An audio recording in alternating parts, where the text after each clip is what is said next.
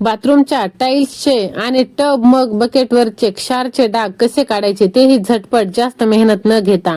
तर सर्वात सोपं व्हाईट कॅट म्हणून एक ऍसिड भेटतं, ते घरगुती वापरासाठी आपण घेऊ शकतो, पण ते स्ट्रॉंग असतं. मास्क लावायचा आणि जिथे जिथे जास्त डाग आहेत ना, पिवळसर म्हणा किंवा हे क्षारचे, तर तिथे तिथे पहिले टाकून घ्यायचं. मास्क न चुकता लावून घ्यायचा. नंतर ते लावून घ्यायचं आणि पटकन बाहेर येऊन जायचं. 10 ते 15 मिनिटासाठी दार बंदच ठेवायचं. आणि नंतर मग काहीच तामझाम नाही. तुम्ही ब्रशनी किंवा घासणीने हे पाही बकेट तुम्ही पाहत असाल, इतकी घाण झाली होती. बाहेरून तर तिचा कलर आहेच तसा, पण आतून पहा किती क्लीन झाली आहे ती.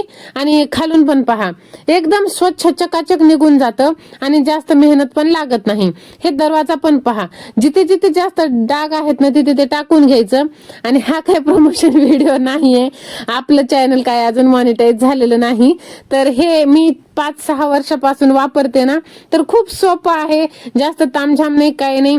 टाकून द्यायचं, बाहेर थांबायचं 10 मिनिट, एकदम स्वच्छ क्लीन निघून जातं आणि एकदम असं काम पण सोपं होऊन जातं. आणि राहिली गोष्ट स्टीलची, तर स्टीलच्या नळाने आपण हार्पिकने आपण घासू शकतो बेसिन वगैरे. तर हे पहा, नळाला दुसरं कोणतं कॉक वगैरे लावलेलं नाही. मी असा कपडा बांधून घेते, तर तो कपडा सुद्धा स्वच्छ करून घेतलेला, कारण की खूपच घाण झाला होता. कधी कधी पाणी संपतं ना, तर मग काळं काळं असं पाणी येतं. आणि पूर्ण बाथरूम क्लीन झाली. शेवटचं तुम्हाला दाखवा म्हटलं तर तेवढ्यात लाईट गेली. मग काय, आंघोळ केली, मस्त छानपैकी बिर्याणी बनवली आणि मस्त संध्याकाळी एन्जॉय